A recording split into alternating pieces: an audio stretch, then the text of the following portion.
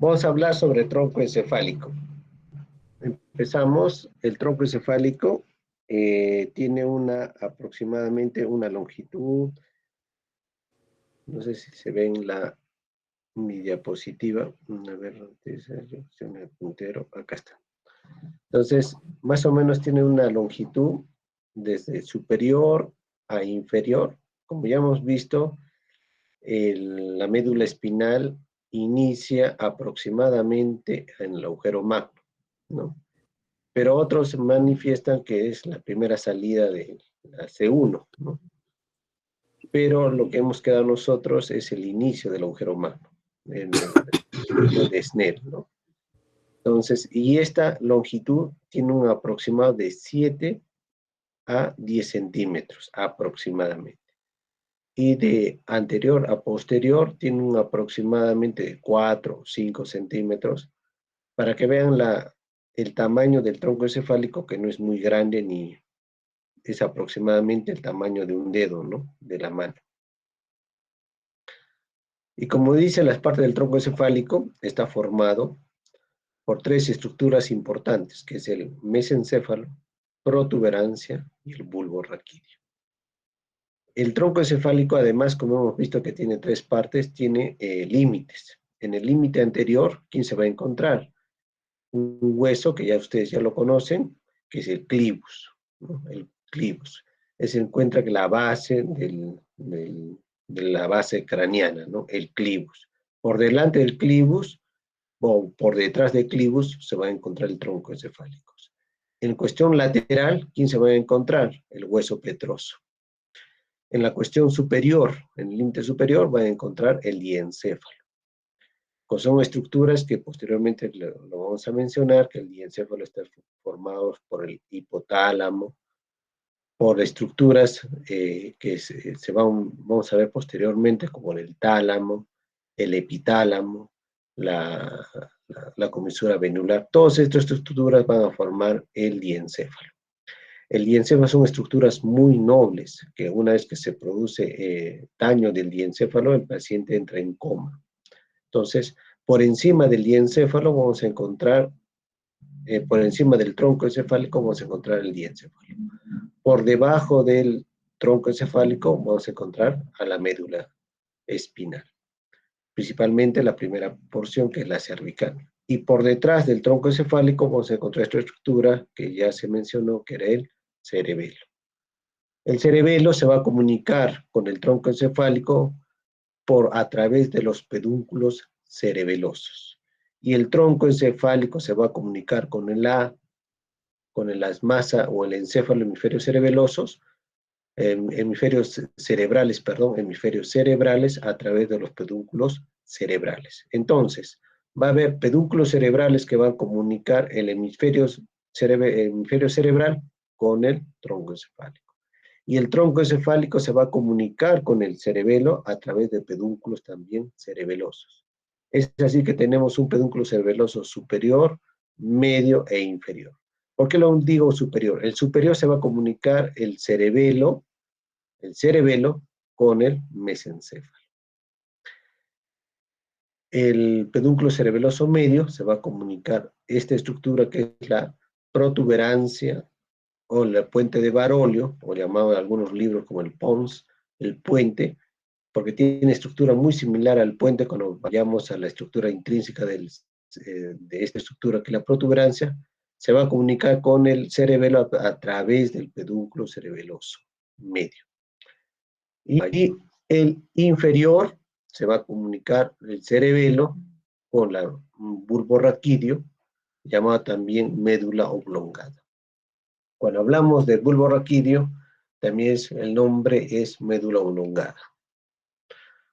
Lo que estaba mencionando, los límites. Y otra cosa importante del tronco encefálico, para que lo tengan ya en cuenta, que ustedes ya vieron que los pares craneales, que son parte del sistema nervioso periférico. El sistema nervioso periférico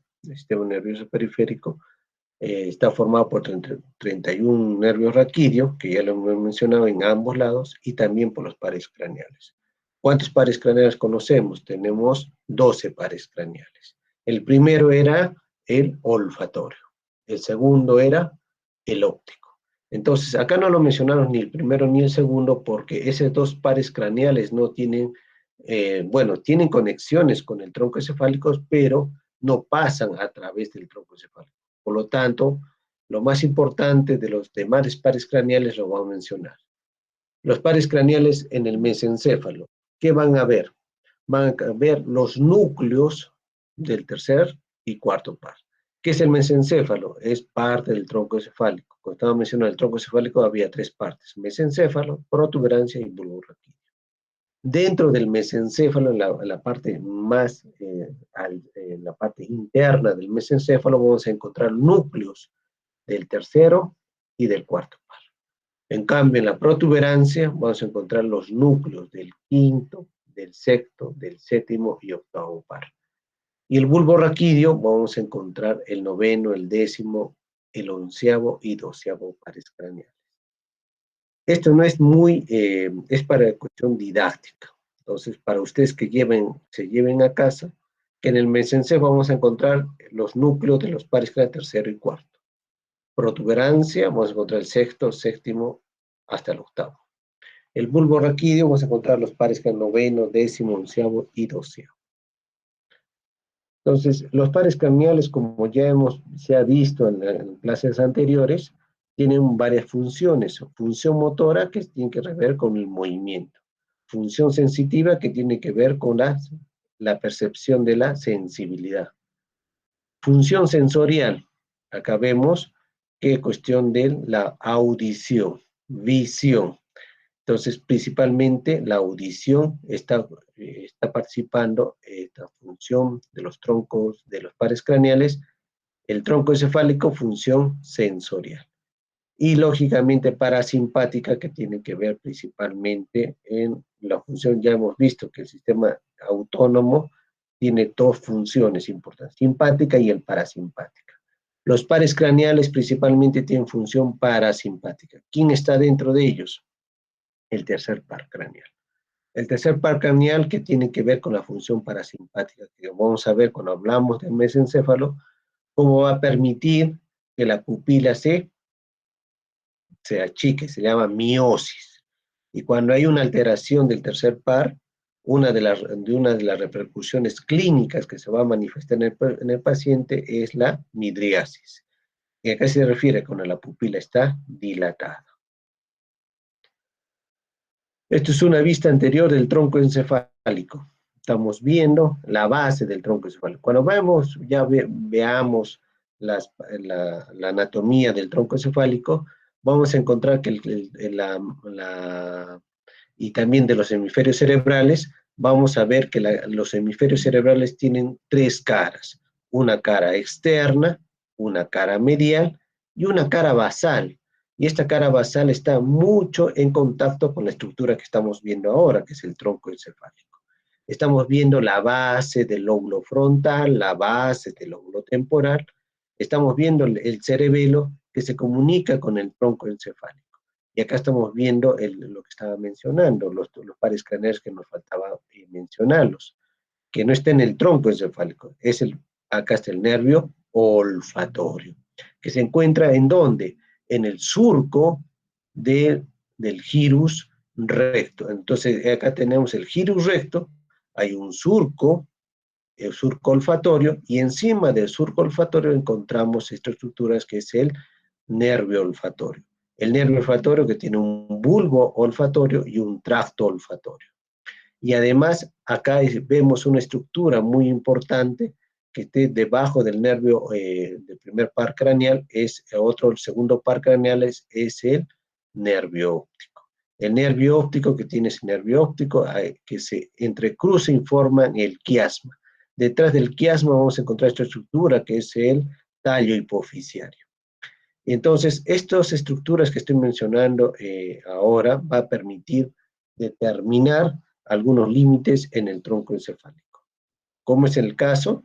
Acá tenemos la pieza, el nervio óptico, el quiasma. Acá tenemos la cintilla óptica, que es importante la cintilla óptica, que va a determinar en la vista ya externa del tronco encefálico la primera estructura, que es el mesencéfalo. va a ser el límite superior del mesencéfalo. ¿Quién es el límite superior del mesencéfalo? Del mesencéfalo, que es el tronco encefálico. La primera estructura es esta estructura. ¿Cómo se llama? La cintilla óptica. ¿De dónde viene la cintilla óptica? Del nervio óptico. Nervio óptico, quiasma, y de ahí del quiasma sale esta estructura que se llama la cintilla óptica. Entonces, vamos a ver la estructura de la anatomía extrínseca del cerebro, como le estaba mencionando. ¿Cuál es el límite superior? El límite superior es esta estructura. ¿Cómo se llama? El nervio óptico, el quiasma, y acá vemos esta estructura que se lo está rodeando por fuera al mesencéfalo. ¿Cómo se llama esta estructura? La cintilla óptica. Que es prácticamente son axones que van a viajar ¿hacia dónde? Al cuerpo geniculado lateral. El cuerpo geniculado lateral es un parte del, parte del tálamo. Como estaba mencionando en la cuestión de, cuando estaba mencionando la médula espinal, todas las sensibilidades que vienen del exterior hacia la parte interna del cerebro, perdón, de la estructura nerviosa, todos van a pasar por el tálamo, menos uno. ¿Quién era? El nervio olfatorio. Es el único que no pasa con el tálamo. Acá estamos viendo que el nervio óptico, viene el nervio óptico, quiasma, cintilla óptica, y de ahí hacia dónde va, hacia el cuerpo genicular. Y de ahí al cuerpo genicular, a través de las radiaciones de Gratiolet, se dirigen a la parte occipital, donde se va a producir la imagen, la visión. Entonces, pero el cuerpo genicular lateral, ¿qué es parte del tálamo? Estamos viendo. Y viendo que en el límite inferior, que va a delimitar al mesencéfalo, se encuentra un surco. ¿Cómo se llama el surco? Ponto mesencefálico. ¿Por qué ponto? Ponto estamos del puente Barolio, ¿no? Viene de puente, ponto. Entonces la estructura es, ¿por qué se denomina surco, ponto mesencefálico? Porque va a separar la protuberancia del mesencéfalo. Por eso se llama el surco ponto mesencefálico. Nuevamente, para mencionar los límites, el límite superior tenemos la cintilla óptica, y en el límite inferior vamos a encontrar esa estructura que es el surco mesencefálico protuberencial. Ahora lo han cambiado. El orden que yo le ponga ponto mesencefálico o mesencéfalo protuberencial es lo mismo, porque lo mismo pues, va a este surco que está demarcando la separación de quién, de la protuberancia del mesencéfalo. Definitivamente debería ser el surco mesencéfalo protuberencial, porque de arriba hacia abajo sería lo más correcto de mencionar, ¿no? Que en vez del surco ponto mesencefálico, pero las dos valen, ¿no?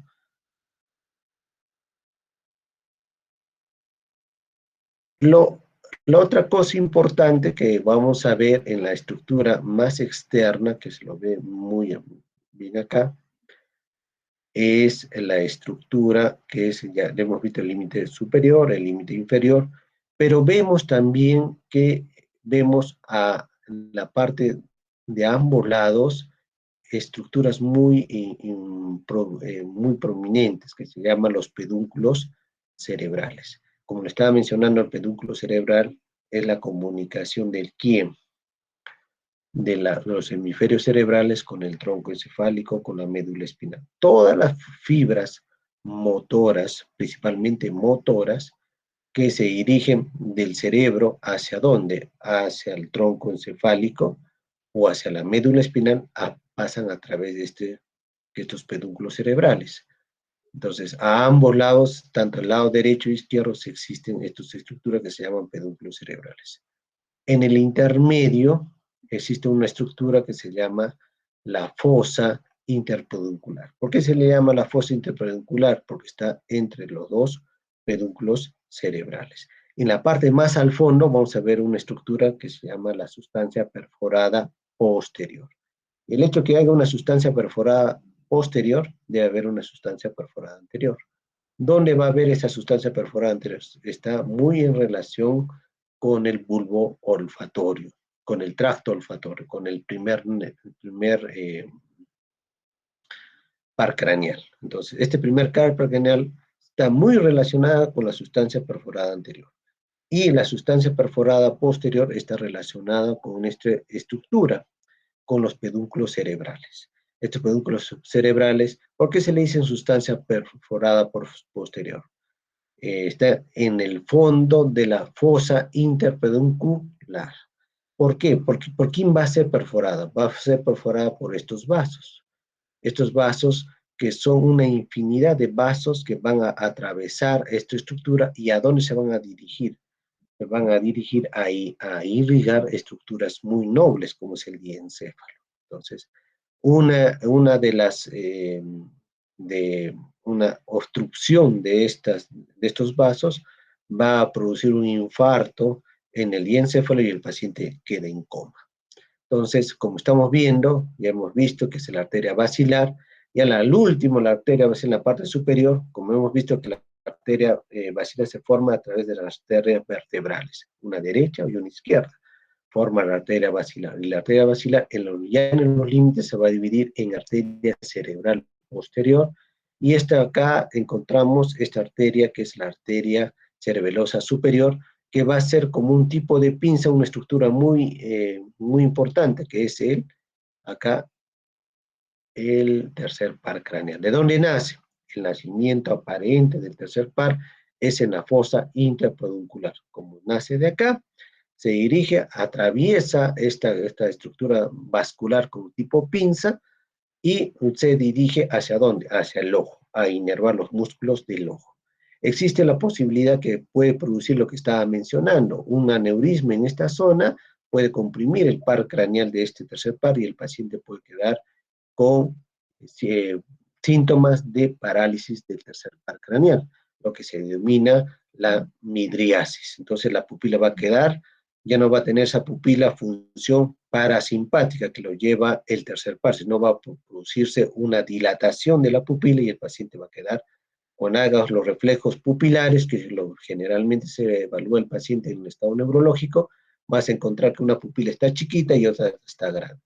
Y esa diferencia, porque generalmente las dos pupilas deben estar iguales. La diferencia que una pupila esté grande y otra esté chiquita, hay que pensar la posibilidad que puede ser la posibilidad que el paciente esté presentando un aneurisma cerebral y esté comprimiendo el tercer par craneal. Entonces, algo más. Existen estas estructuras estas arterias que son del top del basilar que se van a atravesar la sustancia perforada, algunas nacen en un solo tronco y algunos nacen así como lo estaba mencionando con varios tronquitos. Cuando es un solo tronco, que en la literatura lo va a mencionar como la arteria de Percheroni. Esta arteria de Percheroni, cuando sale uno solo, entonces de ahí del tronco van a dar al nacimiento de varias arterias. Entonces, ¿qué conlleva? Si esa arteria de Percheroni se lo obstruye, va a haber más lesiones en el diencéfalo. En cambio, si no existe esta arteria Percheroni, entonces cada uno nace del top de la basilar, cada uno va a tener troncos diferentes. Entonces la posibilidad que haga más daño del diencéfalo va a ser menor. Entonces, pero esa arteria Percheroni no tienen todos los pacientes, solo en algunos de los pacientes, que son alrededor del 30%. ¿Qué más tenemos? Como estaba mencionando, acá tenemos los pedúnculos cerebrales. Los pedúnculos cerebrales que van a formar parte de quién? Del mesencéfalo. Se van a dividir en tres partes, o lo han dividido en tres partes. En un medio, una parte medial, una parte medial o interna, una medial y una lateral. Entonces, esta forma que lo están dividiendo no es por lo que, bueno, es una cuestión anatómica. ¿Por qué anatómica? Porque en la parte medial de los pedúnculos cerebrales generalmente van a descender las fibras frontopontinas. ¿Qué significa frontopontinas? Las que se van a comunicar el lóbulo frontal con con esta estructura que es el protuberancias. Entonces, las fibras que nacen o que se va a comunicar el lóbulo frontal con el lóbulo mesencefálico, con la protuberancia, perdón, van a descender generalmente por la parte medial. Por la parte medial, ¿no? O parte interna, generalmente, para que no se confunda. Parte interna del pedúnculo cerebral. En la parte intermedia del pedúnculo cerebral, generalmente acá se van a encontrar las dos fibras importantes, que van a descender, la córtico y la vía piramidal, que está formada por dos vías que posteriormente lo vamos a ver, la córtico espinal y la córtico pulvar. Y más lateral van a descender las fibras que van a comunicarse, ¿quién? El lóbulo temporal, el lóbulo parietal, el lóbulo occipital, ¿con quién? Con la protuberancia. Por eso se llama las fibras temporo-parieto-occipito-pontinas. Entonces yo les hago la pregunta, por ejemplo, ¿por dónde descienden las fibras temporo-parieto-occipito-pontinas? ¿Por la parte intermedia, por la parte lateral o por la parte interna? Entonces usted tiene que poner por la parte lateral del pedúnculo cerebral. Después tenemos otra estructura más importante, ya yendo a la parte más, ya hemos visto la parte anterior del tronco encefálico, ahora la parte lateral del tronco encefálico. ¿Qué estructura vamos a encontrar?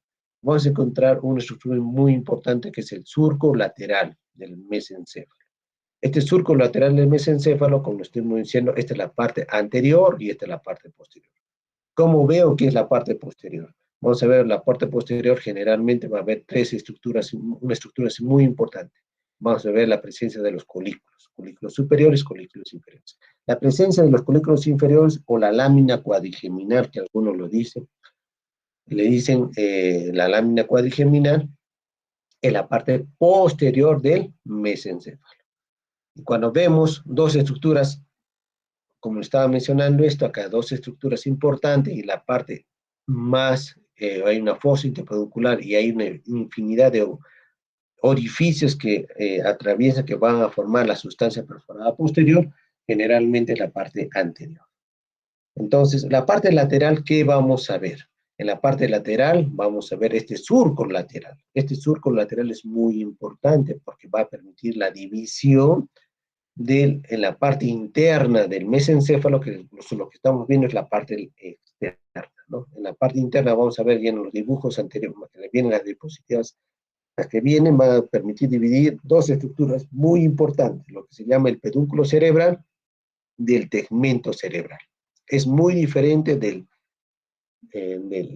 tectum o de la calota, ¿no? Es otro término. Entonces, este surco lateral van a dividir qué estructura, lo que se llama el pedúnculo cerebral del tegmento cerebral. Es una estructura muy importante. ¿Qué más vamos a ver? Vemos un brazo que nace ¿de dónde? De los colículos inferiores. Lo vemos mejor en esta. Acá tenemos los colículos inferiores, colículos superiores, y acá vemos una estructura muy importante que es la glándula pineal. La glándula pineal que tiene que ver mucho con el ritmo circadiano, que tiene que ver con la liberación de la melatonina. La melatonina que se ha visto ahora, que tiene que ver mucho con la regulación del sueño. Entonces tenemos la glándula pineal, tenemos los colículos superiores, colículos inferiores, y lo que estamos viendo de los colículos inferiores se va a relacionar con quién, con este brazo que se llama el brazo conjuntival. ¿Qué vamos a ver? Que los colículos superiores algo más se relaciona con quién, con la audición, con la visión, perdón, con la visión. En cambio, los colículos inferiores se va a relacionar con la audición. Y este brazo que vamos a ver posteriormente van a terminar en una estructura que se llama el cuerpo geniculado medial. Aquí se acuerdan del cuerpo geniculado lateral. ¿Quién terminaba ahí? La cintilla óptica. La cintilla óptica que se relaciona con la visión. Visión. ¿Qué estructuras vemos acá? Estructura, tenemos el tálamo. Entonces el tálamo, como estaba mencionando, es la parte más posterior inferior, se encuentra dos abultamientos que se llaman los cuerpos geniculados. Un cuerpo geniculado medial y uno lateral. El lateral, ¿quién terminaba? En la cintilla óptica. Lógicamente, el cuerpo geniculado lateral está relacionado con la visión. Entonces, pregunta, ¿el cuerpo geniculado medial está relacionado con la visión, no, falso. ¿Quién está relacionado? Con el cuerpo geniculado medial. Medial que está relacionado con quién? Con el brazo conjuntival. ¿Y el brazo conjuntival con quién está relacionado? Con el colículo inferior. Vemos otra estructura importante que acá vemos un tipo, acá vemos al retirar, vemos el cerebelo y hemos retirado el lóbulo cuadrangular y al retiro de este lóbulo cuadrangular permite ver una estructura muy importante que es el cuarto par, ¿no? El cuarto par, que es también lo menciona, es el límite posterior de dos estructuras muy importantes, que es el mesencéfalo y la protuberancia. Con el límite superior encontramos en la estructura de la cintilla óptica, como acá tenemos el límite inferior posterior del mesencéfalo con la protuberancia, vemos una estructura, ¿qué par craneal? El cuarto par. Acá tenemos el cuarto, es el nacimiento aparente, que nace en la parte inferior del colículo inferior. Y generalmente se está relacionado con un receso, que se llama el receso infracolicular.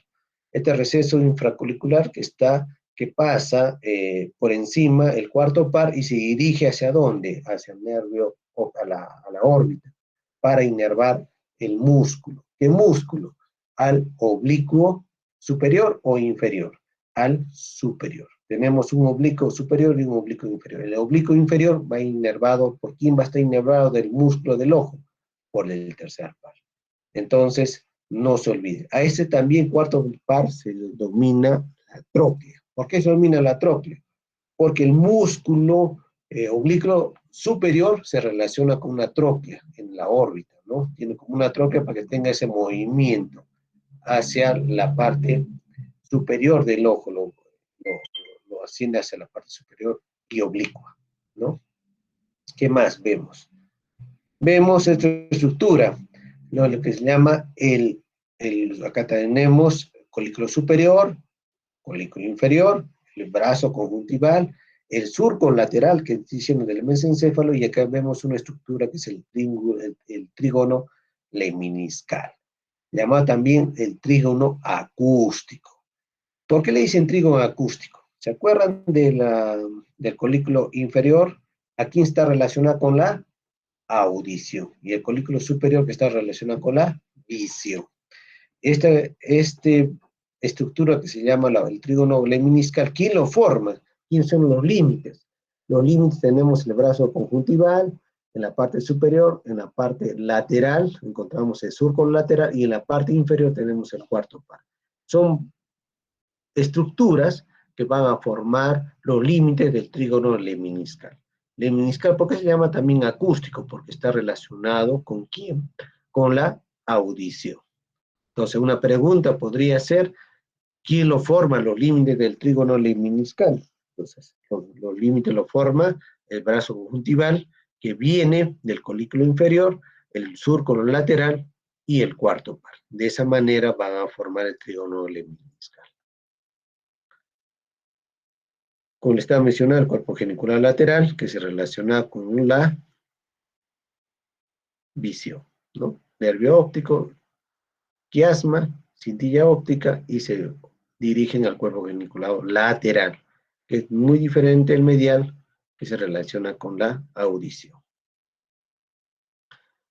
Como les estaba mencionando, existe en la parte una comunicación del tronco encefálico ¿con quién? Con el cerebelo a través de pedúnculos cerebelosos. Tenemos un pedúnculo cerebeloso superior, inferior y el medio. Entonces, solo para mencionarlo. Existe, ya hemos visto que en la parte superior de la parte posterior del mesencéfalo tenemos, en la parte superior tenemos la glándula pineal, tenemos los colículos superiores, colículos inferiores. Acá tenemos el receso infracolicular, que lo estaba mencionando, y de ahí aparece el nacimiento aparente del cuarto par, ¿no? Como le estaba mencionando, el cuarto par nace, y el tercero y el cuarto está en la parte interna están los núcleos del tercero y el cuarto. Entonces hemos visto el nacimiento aparente del tercero, y el nacimiento del cuarto par que se encuentra en la parte posterior del mesencéfalo. ¿Qué más vemos en estructura? Vemos un frenillo, así como tenemos un frenillo que ya lo han visto a nivel genital, tanto en la lengua y como también en la parte genital masculino, tiene un frenillo. Acá en el tronco encefálico tenemos una estructura parecida, que es el frenillo del velo medular superior, llamado también el velo medular o de Vieuxenis, ¿no? Entonces, ¿y qué más vemos? El receso infracurricular. Ahora vemos la parte intrínseca de lo de adentro, del mesencéfalo. ¿Qué vamos a ver? ¿Se acuerdan del surco lateral? ¿Se acuerdan del surco lateral y el surco lateral? Que dividía estructuras muy importantes, lo que se llama el pedúnculo cerebral del tegmento. Entonces, esto va a permitir dividir estructuras muy importantes, lo que se llama el pedúnculo cerebral del tegmento. Y en la parte posterior del tegmento también permite dividir el tegmento de otra estructura, ¿no? Se pasa el límite, ¿no? Con el techo, llamado también calota. Entonces tenemos tres partes. En la estructura importante más interna del mesencéfalo, ¿no? Del mesencéfalo. Tenemos los pedúnculos cerebrales. ¿Quién se permite? Ahí permite una línea en un ángulo de aproximadamente 45 grados, va a permitir dividir lo que se llama el pedúnculo cerebral del tegmento mesencefálico. Y como lo estaba mencionando, existe en el pedúnculo cerebral, en las partes internas, existe una división, que es la parte interna, medial y lateral, que permite dividir fisiológicamente por las estructuras que pasan. La parte interna, las fibras pontinas, que el lóbulo frontal con las pontinas sean frontopontinas. Acá tenemos la córtico espinales, córtex la que permite comunicar. Aquí en la parte principalmente la vía piramidal, que es la vía piramidal que es por delante del surco rolánico central, que se va a comunicar con quién, con la médula espinal. ¿Quién va a pasar? Las córtico-espinales por la parte del pelvis. En otras palabras, es el movimiento de los brazos, de las manos, de los pares craneales, movimiento del séptimo par, porque prácticamente la cara permiten el movimiento aquí en los pares craneales, ¿no? El hecho de cerrar los ojos, abrir la expresión por parte del facial, todos van a pasar en la parte interna. En cambio, las fibras, que las más laterales van a pasar las temporoparieto-occipital-pontinas, que se comunica el lóbulo temporal, el lóbulo occipital, el lóbulo parietal con la protuberancia. Y en el tegmento, ¿qué vamos a encontrar? Los famosos núcleos rojos. ¿Por qué le dicen núcleo rojo? Porque al hacer un corte transversal, que estamos viendo, es un corte transversal del tronco encefálico. Corte transversal. Ya estamos viendo la parte interna. Vamos a ver estructuras de dos estructuras redondeadas de color rojo. ¿Por qué son de color rojo? Porque son estructuras que están irrigadas. Irrigadas, por eso tienen esa estructura que al momento de cortar vamos a ver o vamos a evidenciar que es de color rojo por la vascularización. Por eso el nombre domina el núcleo rojo. Y en la parte posterior, en el techo o calota, vamos a encontrar otras estructuras que se llaman los colículos inferiores y colículos superiores. En este caso, por la ubicación donde se ha cortado, tenemos los colículos superiores.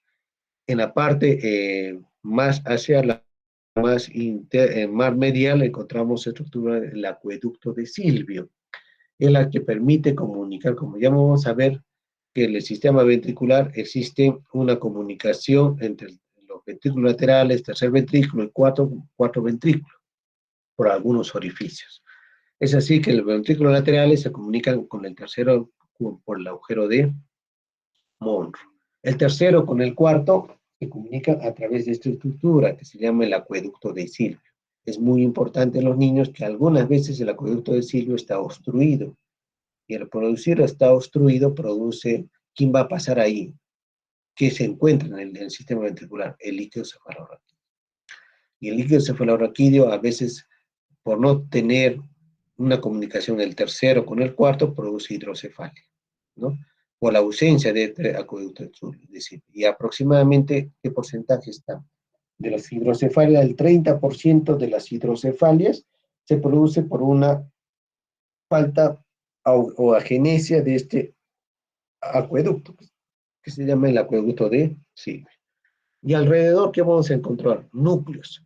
Núcleos que lo vamos a ver en del tercer par, y núcleos tenemos el núcleo motor del tercer par, que va a permitir el movimiento de los ojos, el núcleo de la perla, el núcleo de Edinger-Westphal, que permite que la pupila se dilate, o se produce la miosis, midriasis, y tenemos también la famoso, el fascículo longitudinal medial, ¿no?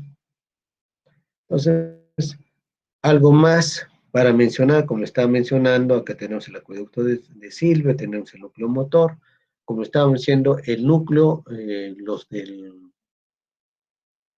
los núcleos motores del tercer par, ¿está en dónde? En mesencéfalo. ¿Cómo es? Entonces, y acá tenemos el núcleo de Edinger-Westphal, que es muy diferente del núcleo motor del tercer par, es diferente, porque el núcleo Edinger-Westphal se relaciona con el sistema parasimpático del tercer par. ¿Cómo se funciona?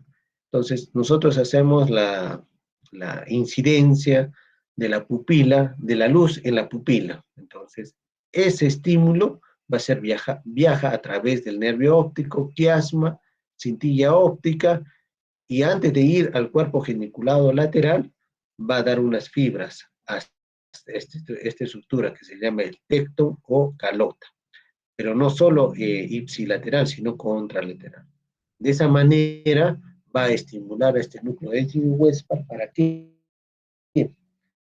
para que mande las funciones parasimpáticas para que la pupila, que van a viajar, las fibras que viajan a través del tercer par, función parasimpática para que la pupila reduzca. Entonces, ya cuando hacemos esa maniobra, inmediatamente la pupila, incidimos la luz, el ojo disminuye. Entonces, ese se llama el reflejo fotomotor. Cuando es bilateral, está bien. Cuando vemos que una de las pupilas está uno más grande o otro pequeño, podemos hacer la inferencia de que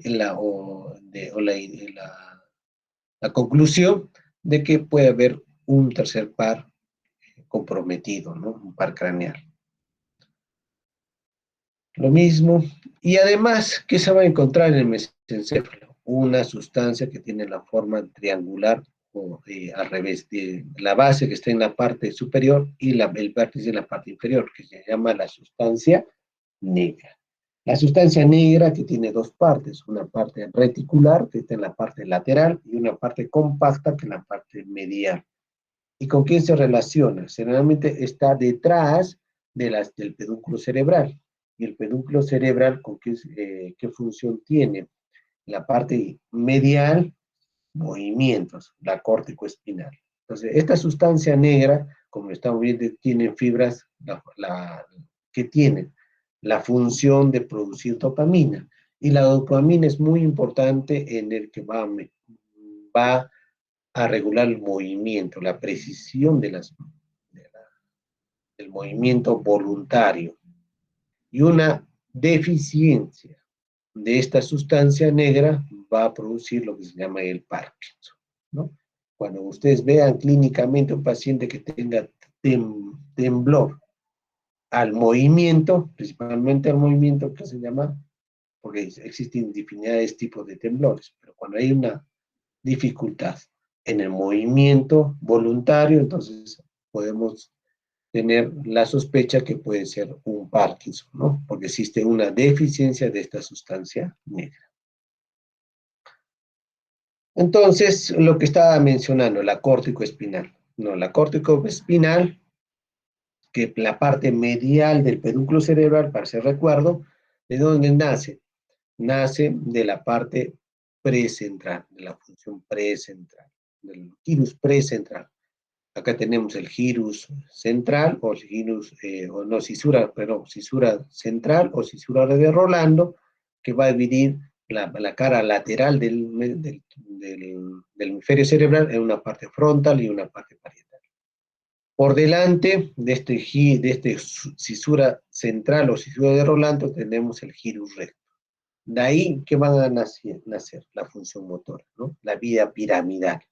Entonces nace, ¿por qué le dicen vía piramidal? Porque las células que van a estar ahí tienen forma de pirámides, como están viendo en el dibujito, ¿no?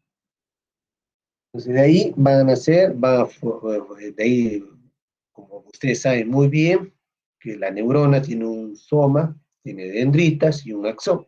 Los axones van a descender hacia la parte inferior y van a formar lo que se llama la sustancia blanca.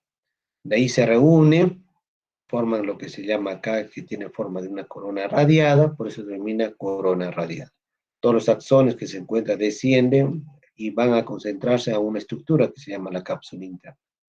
Entonces, la cápsula interna está formada por la congruencia de la infinidad de axones que descienden de las células piramidales hacia dónde? Hacia la cápsula interna. Entonces, esta anatomía lo denominan la corona radiada. Entonces, van a descender a esta estructura que se llama cápsula interna. Esta cápsula interna tiene 5 partes, pero ustedes como pregrado, lo voy a decir, solo ustedes deben tener un brazo posterior y un brazo anterior, y la rodilla. Entonces, generalmente nosotros tenemos, cuando digan la cápsula interna está formada por 3 partes, ¿sí? En forma didáctica, pero realmente está formada por 5 partes. Una es el brazo anterior, otra es la rodilla y el otro brazo posterior, el otro es la parte sublenticular y el otro es el retrolenticular. Entonces, es muy importante, posteriormente ya es tema de especialidad, pero para ustedes como pregrado, usted tiene que tener en cuenta que la cápsula está formada por 2 brazos, un brazo anterior, un brazo posterior y una rodilla. ¿Y por dónde pasa la vía piramidal? Por el brazo posterior. Y por el brazo anterior, ¿quién pasaba? Pasaba comunica el lóbulo frontal, ¿se acuerdan de las frontopontinas que pasan por la parte medial del pedúnculo cerebral? Por ahí pasan por el brazo anterior. Brazo posterior, generalmente yo les pregunto, ¿quién pasa por el brazo posterior? ¿La córtico espinal, la córtico verdadero o falso? Verdadero, porque la córtico espinal, córtico la que nace de la vía piramidal, van a pasar por el brazo posterior de la cápsula interna. De ahí se va hacia dónde? Hacia la estructura formando el pedúnculo cerebral. Como ven acá, están pasando por la parte medial, porque la parte interna pasa a la frontopotina y la parte lateral, las temporo, parieto, occipito, pontinas. Entonces van, como están viendo en el dibujito, están bajando por la parte medial,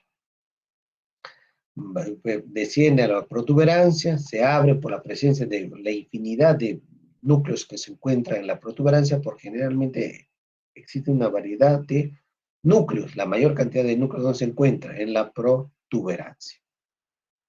De ahí otra vez estas fibras se reúnen para pasar el mesencéfalo y de ahí a la parte del bulbo raquídeo, en la parte inferior del bulbo raquídeo, entonces protuberancia se abre, otra se reúne en la protuberancia, en la bulbo raquídeo o médula oblongada, y la parte más inferior de la médula del bulbo raquídeo decusa para formar la decusación motora. Entonces, estas estructuras van a formar en el bulbo raquídeo la vía, la pirámide vulvar, ¿no? La pirámide vulvar.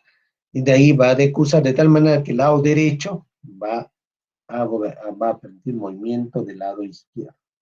Y lo del lado derecho al lado izquierdo, perdón, del lado izquierdo al lado derecho y del lado derecho al lado izquierdo. ¿Por qué? Por la presencia de esta decusación motora, decusación piramidal, que es función principalmente motora, que permite el movimiento contralateral. El 90% decusa y un 10% sigue de frente. Y como ya hemos visto, la vía en la médula espinal, de ahí nacen para los nervios raquídeos y de ahí para el movimiento de los músculos. Y la córtico núclea, córtico vulvar, que tiene que ver, o córtico, eh, córtico nuclear, que tiene que ver con quién, con los pares craneales. Entonces, es parte de la vía piramidal. Entonces, hay dos vías piramidales, córtico espinal y córtico nuclear. La córtico nuclear nace en la parte más inferior del gyrus, eh, porque tenemos la cara externa del hemisferio cerebral, tenemos acá la cisura de Rolando, gyrus, el gyrus precentral, y en la parte inferior del gyrus precentral que está en comunicación con principalmente con el con la circunvolución frontal inferior, que posteriormente lo vamos a ver, ahí van a nacer los núcleos o las células que tienen que ver con la función córtico o con el lazo córtico nuclear, ¿no? Córtico nuclear.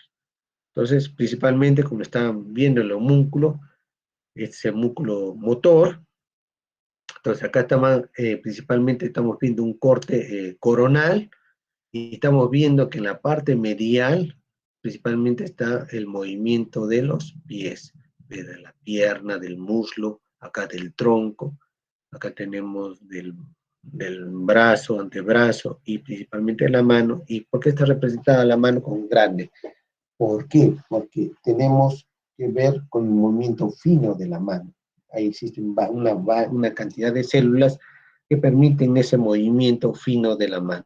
Y en la parte más inferior encontramos, lógicamente, la representación homuncular del quién, de la cara, ¿no? Está relacionada con quién, de los pares craneales. Como están viendo, el doceavo par, que está con el movimiento de la lengua, la expresión de la cara con el séptimo par.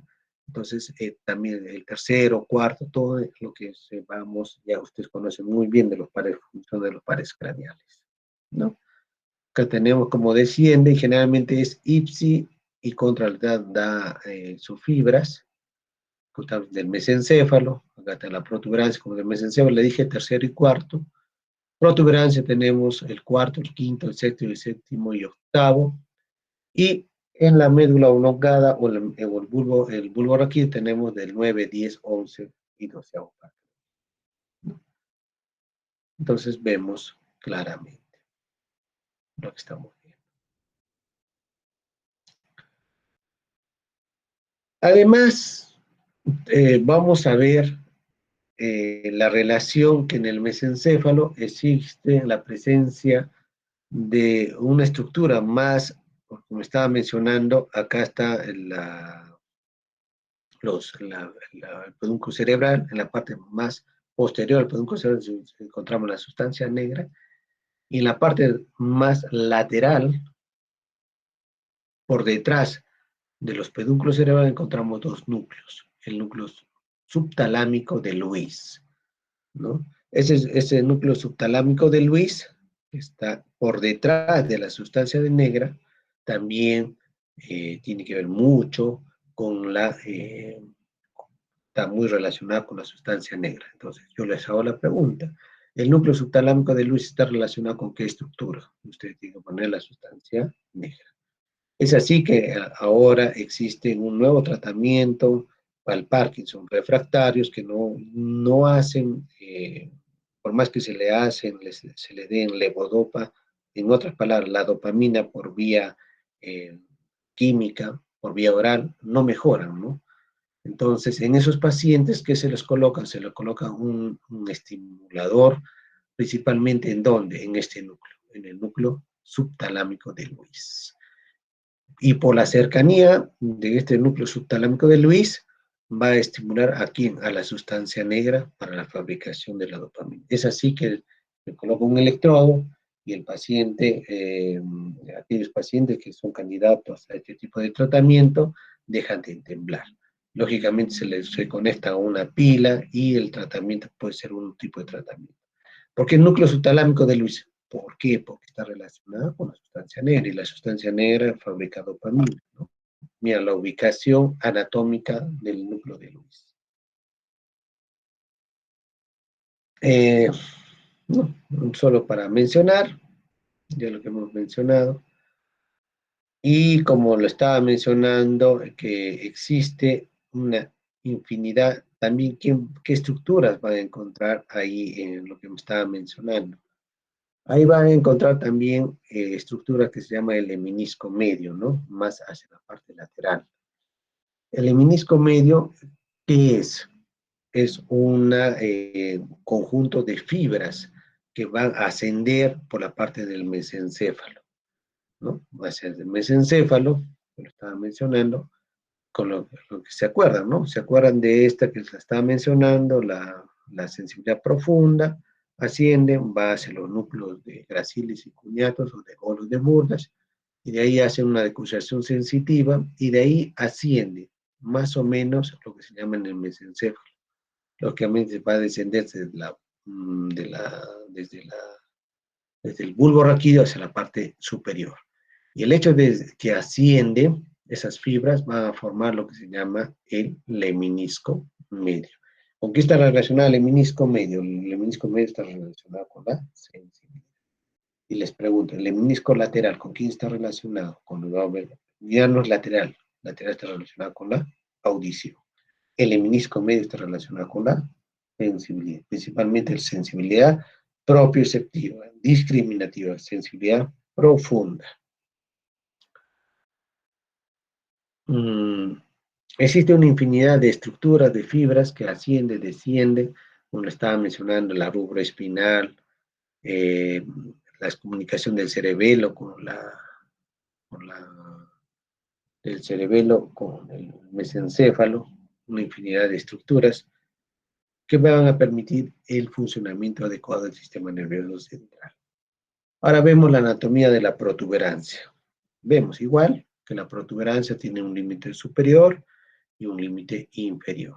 Y además, en la parte anterior existe la presencia de un surco que se llama el surco basilar. ¿Por qué se denomina surco basilar? Se denomina así porque ahí va a estar la estructura vascular que se llama la arteria basilar. Además, ¿por qué le dicen puente de Barolio? Porque mira, van a ver que existen fibras que van a comunicar de uno al otro lado. Puede ser la, por eso el nombre, ¿no? Pues el POMS, en inglés que significa puente, el puente de Barolio o protuberancia. Entonces tienen algunos límites, algunas estructuras que prácticamente la altura está de 27 a 30 milímetros. Entonces, más o menos tiene una altura de 36 milímetros, 30 milímetros, más o menos un aproximado de 3 centímetros, ¿no? Como estaba mencionando, al comienzo, el tronco encefálico tiene una longitud de 7 a 10 centímetros, ¿no? Y la protuberancia tiene un aproximado de 3 centímetros, aproximadamente. Entonces, como estaba haciendo en el puente de Barolio, existe una infinidad, además de que existen fibras que van a comunicar de uno al otro lado, existen fibras que van a descender y se van a abrir, como estamos viendo, se abren. ¿Por qué? Por la presencia de núcleos. Y existe algunos términos que también por el término del mesencéfalo, la parte ventral se llama la porción basilar y la parte dorsal se denomina la calota de la protuberancia, ¿no? Calota. Y principalmente la parte motora, la motor va a encontrarse en la parte anterior y la parte sensitiva o la infinidad de fibras que comunican la protuberancia, como hemos visto con la protuberancia con el lóbulo frontal, con el lóbulo temporal, con el lóbulo occipital, se encuentra en la parte medial o en la parte posterior. Como lo estamos viendo, que estas fibras que descienden van a pasar, van a pasar la protuberancia dirigiéndose al bulbo raquídeo para formar estas dos estructuras que son las pirámides vulvares, como ya hemos mencionado, ¿no? Entonces, y otra cosa importante, que la parte medial, que es la más voluminosa de los pedúnculos cerebelosos. Los pedúnculos cerebelosos son dos, superior, inferior y medial. La medial se comunica la protuberancia con el cerebelo, el cerebelo. Entonces, es una importante.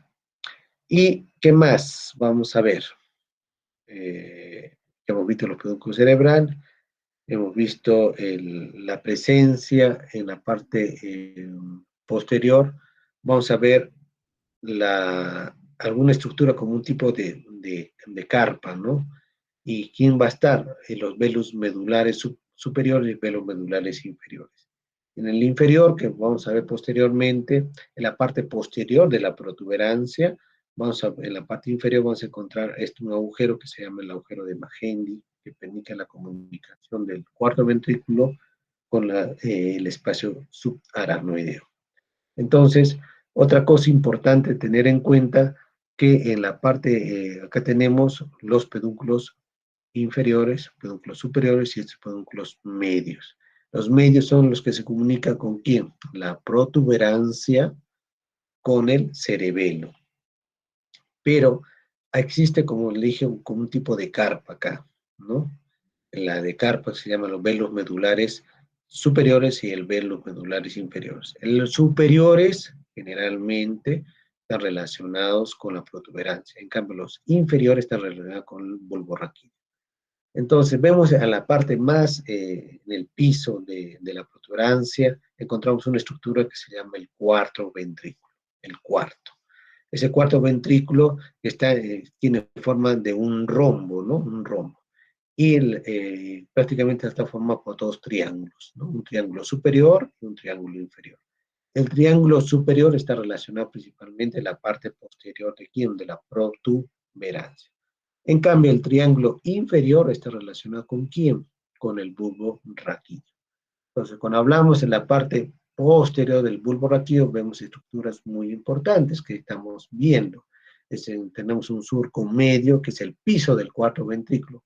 En la parte superior, ¿quién va a estar? El acueducto de Silvio.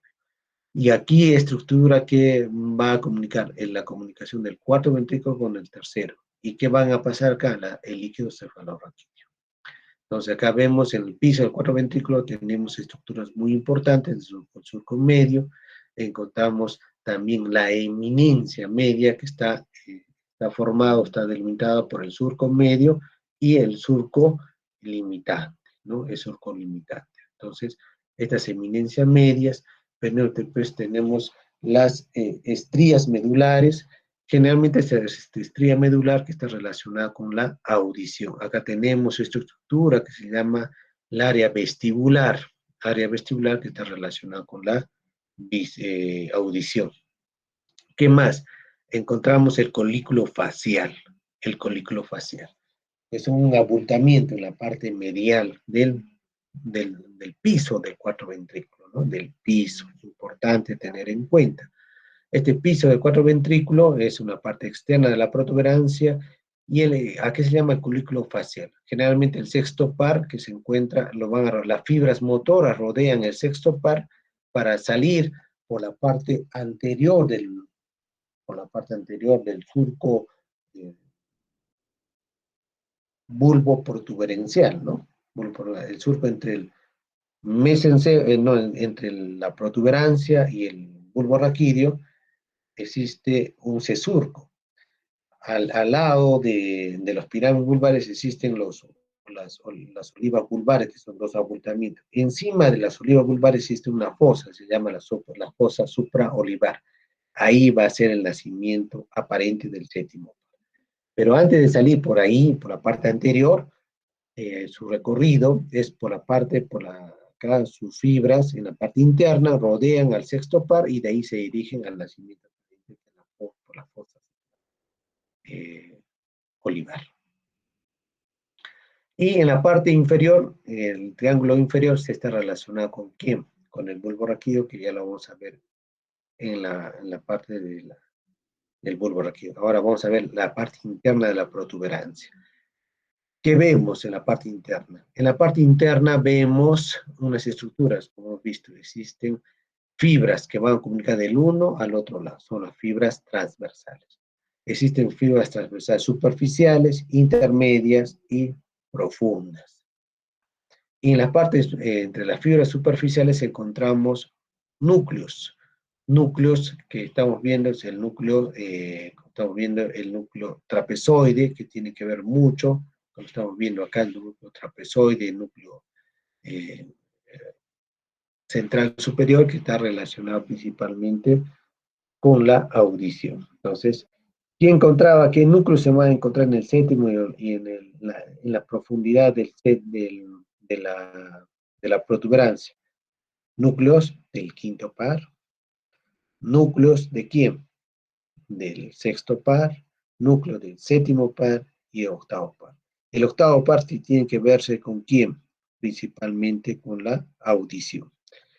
Y acá tenemos este núcleo, fibras del cuerpo trapezoide, que es la parte medial de la protuberancia, que está relacionado con también la parte medial con la audición.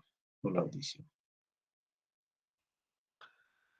¿Qué más vamos a que lo estaba mencionando? Estamos viendo los núcleos del séptimo, octavo, quinto, sexto, séptimo y octavo par craneal, en las profundidades de la protuberancia. Esta es una trastografía que solo para que vean más claramente de lo que se trata, para que más o menos se ubiquen, ¿no? Esta es una del tronco cefálico reales de las fibras. Acá lo que está representado son los pedúnculos cerebelosos, cerebelosos medios. Entonces acá tenemos las fibras transversales de la protuberancia, que van de uno al otro lado, ¿no? De la superficie. En la parte, lo retiramos las fibras transversales, vamos a encontrar esto. Son las fibras, ¿no? Las fibras que nacían del pedúnculo cerebral, las frontopontinas, las córticoespinales, y las temporoparieto-occipitopontinas, que también acá está, ¿no? Una representación. Y ¿quién más van a estar en las partes más intermedias? Las fibras transversales intermedias y las fibras transversales profundas. Pero también van a encontrar las fibras, acá que son las fibras que descienden, pero también vamos a encontrar en la parte posterior de la protuberancia fibras que ascienden, ¿no? ¿Se acuerdan del menisco medio? De las fibras del menisco medio, que eran de la sensibilidad propioceptiva. Lógicamente también tenemos las fibras longitudinales mediales, que tienen una infinidad de funciones en el sistema nervioso central. Pero lógicamente acá, entre estas fibras, vamos a encontrar núcleos del séptimo, del octavo, del quinto, del sexto, del séptimo y del octavo par craneal, ¿no? Una representación más o menos de una pieza. Acá tenemos, esta es la cavidad es un corte transversal, ¿no? Acá vemos la protuberancia por delante, tenemos la parte posterior, que es el cuarto ventrículo, acá tenemos el surco basilar, y vemos acá estas dos estructuras, que es el pedúnculo cerebeloso medio, ¿no? Que comunica, ¿quién? La protuberancia con el cerebelo, ¿no? Cerebelo. Entonces, y las comunicaciones, las fibras, ¿no? Que van de uno al otro lado, las superficiales, las intermedias y las profundas. Y acá está representados los núcleos, ¿no? Los núcleos los núcleos de las fibras longitudinales, no, las fibras longitudinales mediales, y acá están los núcleos del séptimo, del octavo, del quinto, del sexto, del séptimo y del octavo par craneal. Pero también no solo hay fibras como están en las córticoespinales, ¿no? Existen las fibras del menisco medio, en la parte más posterior, las fibras espinotalámico, ¿se acuerdan del espinotalámico lateral, que está relacionado con quién? Con la sensibilidad termoalgésica. Acá tenemos las tegmental central, una serie de fibras que asciende y desciende por el tronco encefálico y que se comunican a través de estos núcleos también, ¿no? Existe infinidad de núcleos. Acá tenemos el cuarto ventrículo y lo que estaba mencionando, ¿no? Acá tenemos el núcleo del séptimo par, ¿no? ¿Se acuerdan? El núcleo del séptimo par, que es motor principalmente, pero tiene función motora sensitiva y parasimpática, ¿no? ¿Por qué parasimpática? Permite la secreción de una infinidad de glándulas, ¿no? Principalmente la glándula lagrimal, ¿no? Entonces acá tenemos el séptimo par, como va, lo rodea a este núcleo del sexto par, ¿no? Formando el colículo facial, ¿no? Lo rodea y de ahí va a salir a través de la fosa supraolivar, es el nacimiento aparente del séptimo par craneal, ¿no? Entonces, de esta manera va a formar el colículo facial. ¿Ya? Y solamente vamos a apurarnos un poco para terminar, ¿no? ¿Qué más va a haber? Otra estructura es el núcleo ceruleus. Este núcleo ceruleus, ¿dónde se va a encontrar? En profundidad de quién. Retiramos primero las fibras transversales, superficiales, de ahí vamos a encontrar las fibras que descienden, las córtico-espinales, los retiramos, de ahí vamos a encontrar las fibras transversales intermedias y finalmente retiramos las fibras transversales profundas y vamos a encontrar núcleos grises. Un núcleo gris, aparte del núcleo del sexto, del quinto, del sexto, del séptimo y del octavo par, vamos a encontrar otros núcleos, el que se menciona el núcleo ceruleo. Entonces pregunta, ¿dónde se va a encontrar el núcleo ceruleo? ¿En protuberancia, mesencéfalo o bulbo arqueante de protuberancia? Y este núcleo ceruleo es muy importante porque tiene que relacionarse con la secreción de la noradrenalina. Y la noradrenalina tiene que ver mucho con el estado depresivo. Entonces, tiene que ver, la producción es un neurotransmisor que el descenso de este neurotransmisor, que es la noradrenalina, produce depresión. Y solo para mencionar, aparte que tiene el núcleo motor, acá el núcleo motor del tronco cefálico, también tenemos, como estaba mencionando, la vía córtico nuclear, la vía que es parte de la vía piramidal. No solo es el núcleo del tronco cefálico, sino tiene que estar en contacto con las células que permiten el movimiento de la cara, ¿no? En el caso se llama la vía córtico-nuclear, ¿no? ¿Por qué es que se indica córtico-nuclear? Porque va a comunicar la corteza con el núcleo, en este caso del séptimo par craneal. Y el núcleo motor del séptimo par en el tronco cefálico tiene dos partes, una parte dorsal y una parte anterior.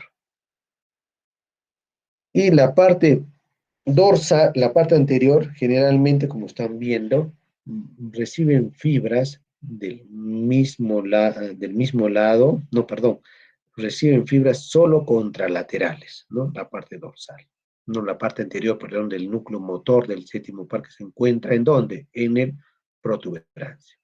En cambio, el núcleo dorsal recibe fibras ipsilaterales y contralaterales. Entonces, de tal manera, cuando existe una parálisis central y una periférica, la clínica es diferente. En cambio, si existe una parálisis periférica, como en el caso que está debajo, infranuclear, debajo del núcleo, y es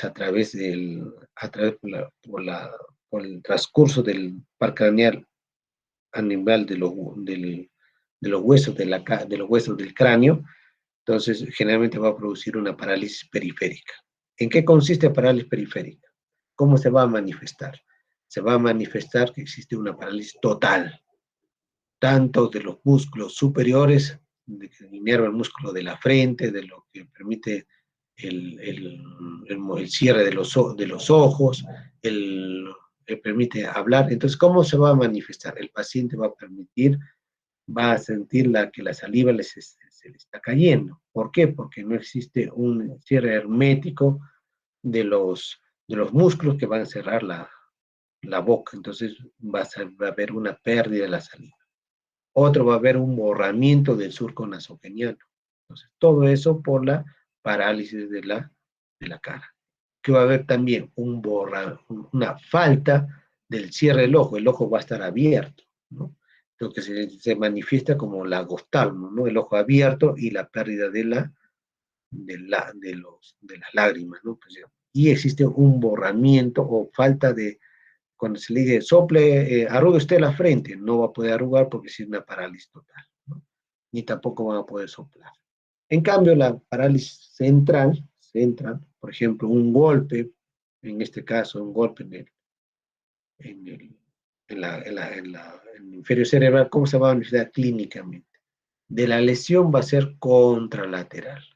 Y generalmente, como lo estaba mencionando, el núcleo, entonces, si va a ser contralateral, entonces ya estas fibras que van a inervar o van a dar inervación la parte anterior del núcleo motor, entonces va a estar comprometido. Entonces el paciente ¿qué va a hacer?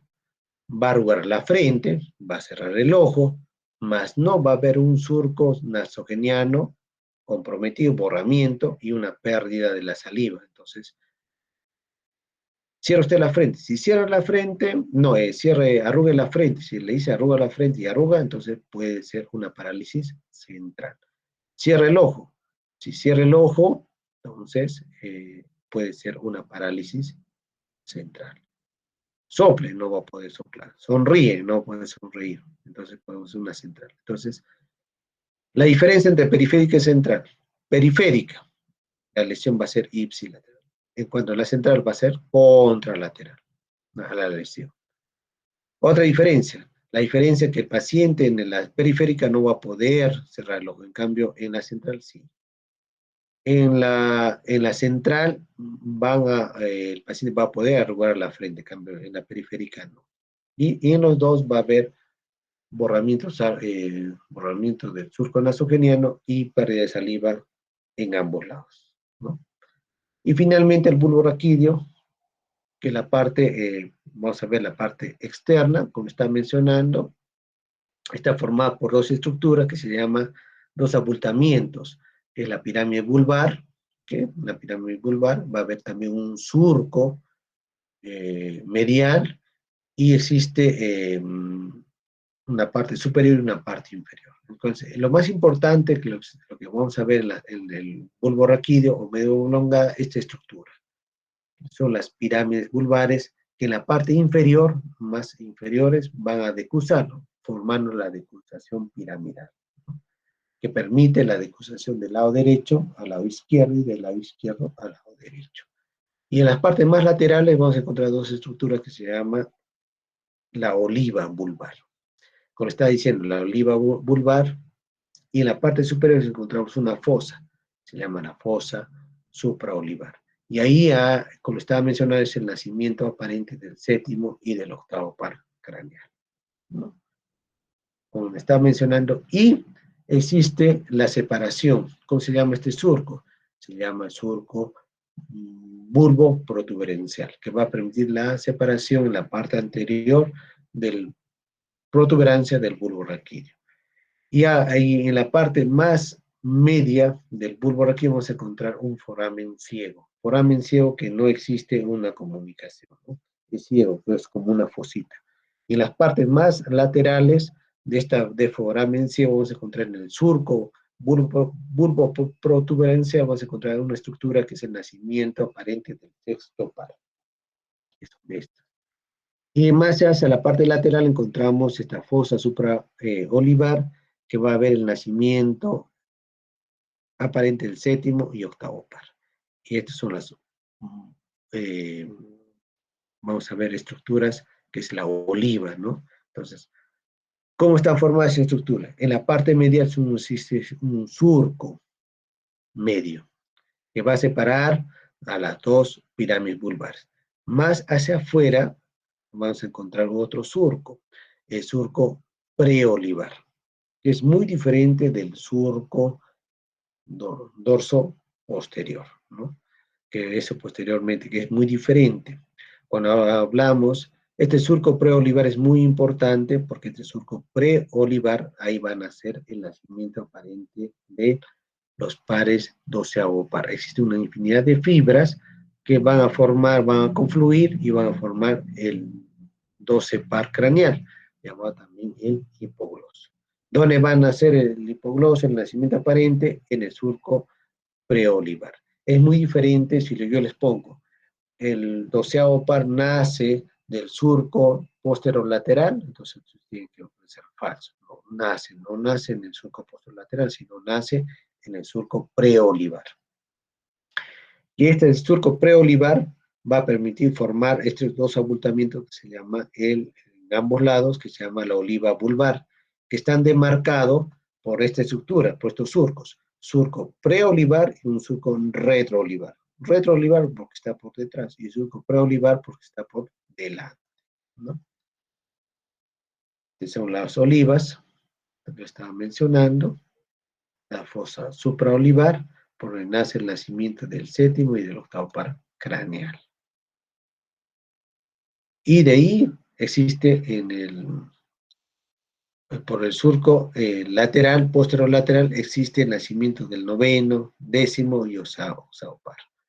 Es diferente, ¿no? No nace, el preolivar nace el doceavo par. En cambio, en el surco posterolateral, por detrás, no retroolivar, sino postero, en el surco colateral posterior que se continúa, que es por donde ingresaba la vía sensitiva, en la parte del medio oblongada va a haber el nacimiento de los pares craneales aparentes del noveno, décimo y onceavo par craneal, los cuales van a salir a través del agujero rasgado posterior y de ahí hacia la parte externa del cráneo, ¿no? Entonces, acá se comunica a través del pedúnculo, llama el pedúnculo cerebeloso inferior. Así como existe en la parte superior, era del triángulo superior, era de la protuberancia, el triángulo inferior se relaciona con el bulbo raquídeo.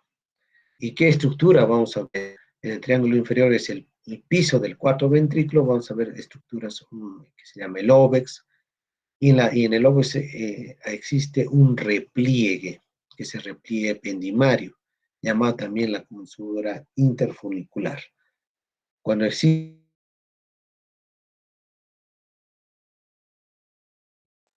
un repliegue como tipo de una telita, y esa telita se llama repliegue ependimario. ¿Por qué? Porque va en la parte media va a estar el conducto ependimario, que se va a continuar con la médula espinal. Generalmente el conducto ependimario no hay líquido suprarraquídeo, porque el líquido suprarraquídeo, todo el líquido que pasa al cuarto ventrículo pasa al espacio subaracnoideo a través de dos agujeros, del agujero de Luschka y Magenti.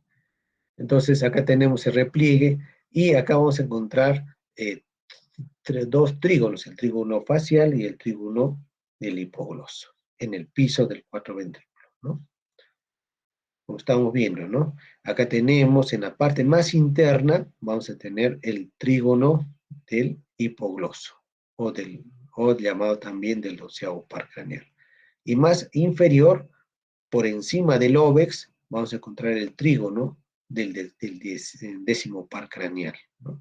Este trígono es muy importante, que permite la comunicación del décimo. El décimo par últimamente se está encontrando múltiples funciones que tienen que ver con muchas conexiones, inclusive para depresiones refractarias, para tratamiento de reumatologías, artritis reumatoidea refractarias, tiene que ver mucho con el doceavo par craneal, ¿no? Entonces, lo desconocemos mucho el doceavo, pero una parte, como estaba mencionando, este trígono del décimo par se encuentra en esta zona, pues el trígono del doceavo par craneal, ¿no? Y más hacia la parte más externa vamos a encontrar unas estructuras que se llama el pedúnculo cerebeloso inferior, que se comunica comunica el bulbo raquídeo con el cerebelo, ¿no?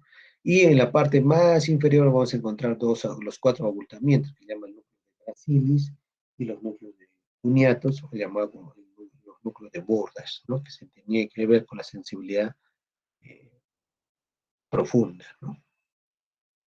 Solo para mencionar cómo se ve la decusación de las pirámides, ¿no? Que son aproximadamente una longitud de 6 a 8 milímetros, ni un centímetro.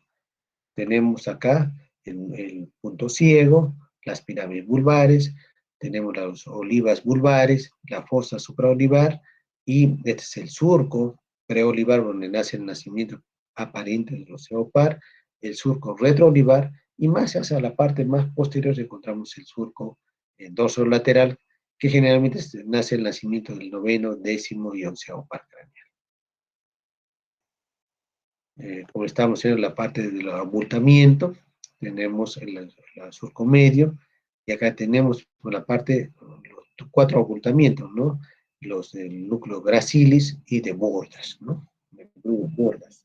Y en el medio tenemos el surco medio, y en masa superior tenemos el óbex, y acá tenemos el surco, el repliegue ependimario, ¿no?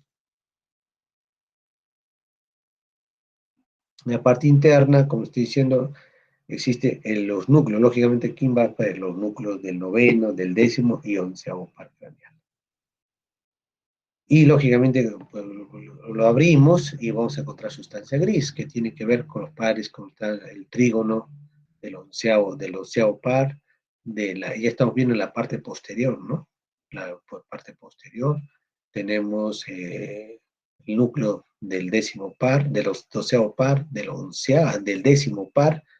Acá tenemos el óvex, que es una sustancia negra, la decusación del menisco en la parte sensitiva, que estamos viendo en la parte más profunda de la parte posterior, ¿no? De dos abultamientos, ¿no? Los dos abultamientos, gracilis, llamado también de Golf, y acá de cuneatus o de bordas, ¿no? De la sensibilidad, ¿se acuerdan, no? De esta sensibilidad que ya lo hemos visto. Y la oliva, que es muy importante, que se va a comunicar con quién, con el cerebelo, y van a permitir la coordinación de los movimientos, de la postura, y ya cuando hablemos de cerebelo vamos a tener estas comunicaciones, ¿no? Y prácticamente la oliva son fibras transversales, ¿no? Que se van pasando de uno al otro lado. Esta es la pirámide, tenemos un corte lateral, ¿no? Un corte lateral, lo estamos viendo al bulbo aquí en forma lateral. Tenemos la pirámide, que es la parte anterior, acá tenemos la pirámide. Por la parte este es el surco, ¿se acuerdan del surco preolivar? Viene la oliva, retroolivar, y acá viene, no es el nacimiento del aparente del noveno, onceavo y doceavo, no nace del surco retroolivar, sino del surco dorsolateral. Y de ahí tenemos esta estructura que es el pedúnculo cerebeloso inferior, que va a comunicar quién, el bulbo raquídeo, perdón, o la médula oblongada con el cerebelo. Y acá tenemos el agujero de Luschka. El agujero de Luschka, por donde sale el líquido cerebroraquídeo, que se encuentra en el cuarto ventrículo, ¿hacia dónde? Hacia el espacio subaracnoideo, ¿no? De Luschka. La infinidad de núcleos que encontramos, y estas cisternas es por donde circulan estas estructuras, ¿no? Las cisternas, ¿qué son cisternas? Cisternas son espacios por donde van a circular dos estructuras muy importantes, o tres, perdón, las arterias, las venas y el líquido cefalorraquídeo, ¿no? Solo para conocimiento, existe cisternas, una cisterna interpeduncular, una cisterna prepontina, una cisterna premedular, una cisterna magna. Cuando vean la cisterna magna, la cisterna cuadrigeminal, son espacios por donde van a circular tanto el líquido cefalorraquídeo como las arterias y venas, ¿no? Y todo el cerebro y todas las estructuras del sistema nervioso, principalmente el hemisferio cerebrales, el tronco y el cerebelo, se encuentra esta cisterna, ¿no? ¿A qué se llaman cisternas? Espacios por donde van a circular el líquido cefalorraquídeo. Y esas cisternas tienen nombres propios. Nombres propios, ¿por qué? Porque hay van, por ejemplo, la cisterna interpeduncular porque está dentro de la fosa interpeduncular. La cisterna prepontina porque está delante de la protuberancia. Cisterna premedular porque está delante de la médula oblongada. Cisterna magna, cisterna cuadrigeminal porque está por detrás de estas estructuras que se llama la lámina cuadrigeminal, la cisterna cerebelosa superior, que se viene a ser esta, y generalmente existen a ambos lados otras cisternas, se llama la cisterna eh, cerebro-lopontina, que están a ambos lados, cisterna magna, que estábamos mencionando, la cisterna cerebelosa medular, que está relacionando. ¿Quién se relaciona? Se relaciona el cerebelo con la médula, ¿no? Son cisternas que cuando hablen cisterna ambiens, para que vean, ¿no? Tengan conocimiento. A veces existe cuando vayan a la clínica, cisterna ambiens, cisterna cerebelosa puntina, cerebelosa medular, son cisternas que tienen nombre propio y a ustedes más o menos con cisterna ambiens se está relacionado con quién, con el mesencéfalo. Cisterna cuadrigeminal, que está relacionado con los colículos superiores con colículos inferiores, ¿no? Cerebelosa pontina, que está relacionada al cerebelo con la protuberancia. Cerebelosa medular, que está relacionada al cerebelo con la médula oblongada o pulporática, ¿no? Para conocimiento nada más de ustedes. ¿Alguna pregunta, dudas de la clase? No sé si creo que se han dormido. Parece que sí.